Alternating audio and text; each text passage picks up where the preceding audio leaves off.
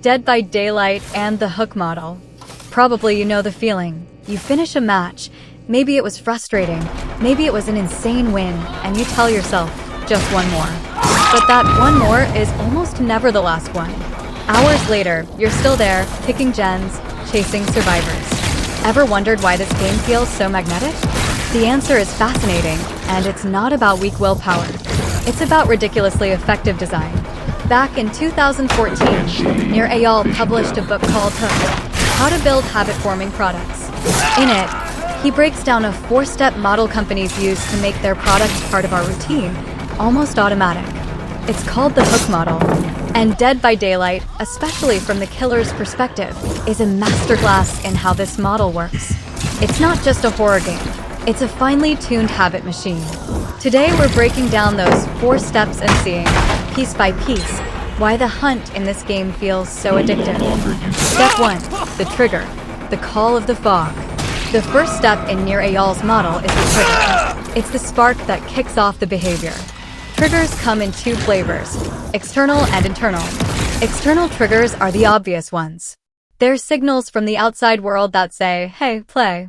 In DBD, this could be a new chapter announcement with a killer you love, patch notes where your main just got a buff, your favorite streamer pulling off a crazy chase, or simply that daily ritual notification telling you to hit 4 survivors with a specific power. They work, but they're not the real engine of the habit.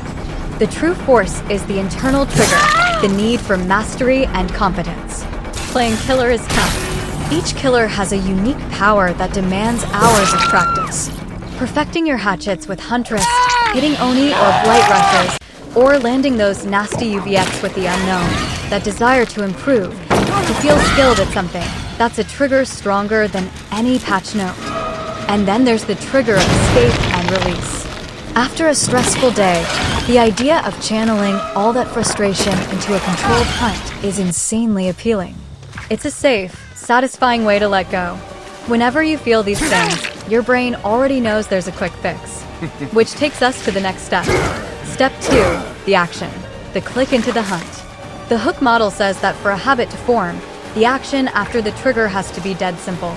It has to take less effort than resisting it. And DBD nails this. From the moment you boot up, the killer interface holds your hand. Pick your killer, set perks and add-ons, click Find Match. 3 or 4 clicks, 0 friction. No barriers. It's a seamless slide from I want to play to I'm already hunting. That smooth transition is vital because it drops you straight into the most addictive part. Step 3. The variable reward, the unpredictable hunt. Here's the core reason we keep coming back. Variable rewards. Nir Eyal explains that our brains don't get hooked on predictable experiences. If you knew exactly what would happen each match, you'd get bored. What drives us crazy is uncertainty, possibility, novelty. The killer role is a masterclass in variable rewards, and you can split them into 3 categories. First, the rewards of the hunt. This is pure gameplay. Every match is a new experiment. You never know, are you facing 4 solo queue survivors or a sweaty SW squad? Will they be toxic, friendly, gen rushers, or looping gods? This unpredictability makes every match a new strategic puzzle. And just like social media has little dopamine hits, DBD has its own. The crunch of a hit landing, the survivor scream, the crack of a broken pallet, the meaty sound of a hook piercing, that perfect grab through a window. Tiny, unpredictable dopamine spikes everywhere. Second, the rewards of the tribe. For killers, this one's subtle. It's about community status. It's that GG good killer at endgame, even from survivors who beat you. It's the respect or fear that your skill earns. It's belonging to that club of players who enjoy taking on 4 humans at once. And third, the rewards of the self. This is mastery and progression. Finally pulling off that tech you've been grinding. Mechanical mastery is huge. Every high-skill killer has a brutal learning curve.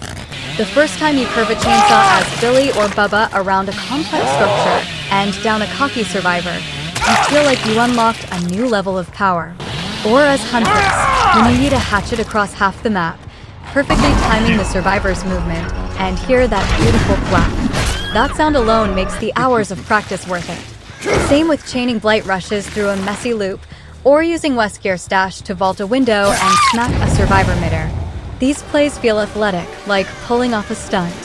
Then there's intellectual mastery, the chess game. Outsmarting instead of outpacing. It's the classic mind game at Shack. You fake one way, they react. You double back and catch them exactly where you predicted. You didn't win with speed, you won with brains. Reading your opponent's mind.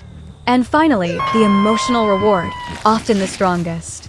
Everyone knows the toxic survivor, the one teabagging at every pallet, flashlight clicking, waiting at the gate pointing at you. The whole match becomes a personal rivalry.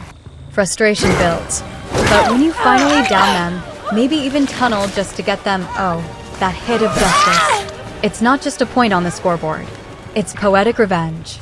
All these moments, the mechanical feat, the strategic victory, the emotional release, these are the true rewards of the site. They're personal, unpredictable, and they reinforce the sense that you're improving, becoming a better hunter. That sense of progress is one of the strongest hooks any game can have. Step 4, the investment, the chains you forge yourself. The final step of the model is investment.